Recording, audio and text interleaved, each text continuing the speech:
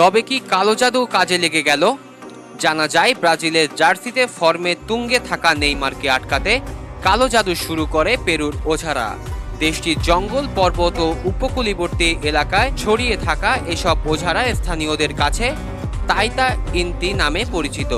সেই তাইতা ইন্তির সদস্যরা ব্রাজিল বনাম পেরুর ম্যাচে ভেন্যুর বাইরে জড়ো হয়। সেখানে নেইমারের একটি পুত্তলিকায় পা বেঁধে রাখে। এছাড়া একটি বেদিতে তলোয়ার, তাবিজ, পতাকা এবং নেইমারের ছবি রেখে তাকে টুকটাক করে।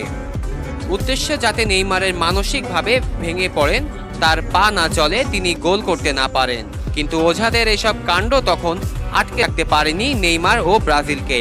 তবে সেই কালো জাদুর প্রতিক্রিয়া কি এখন কাজে লেগে গেল? এই নিয়ে সমর্থকদের মধ্যে চলছে জমকালো আলোচনা সমালোচনা। 3 ম্যাচ খেলেও এখনো আল হিলালের হয়ে গোলের দেখা পেলেন না নেইমার। ব্রাজিলিয়ান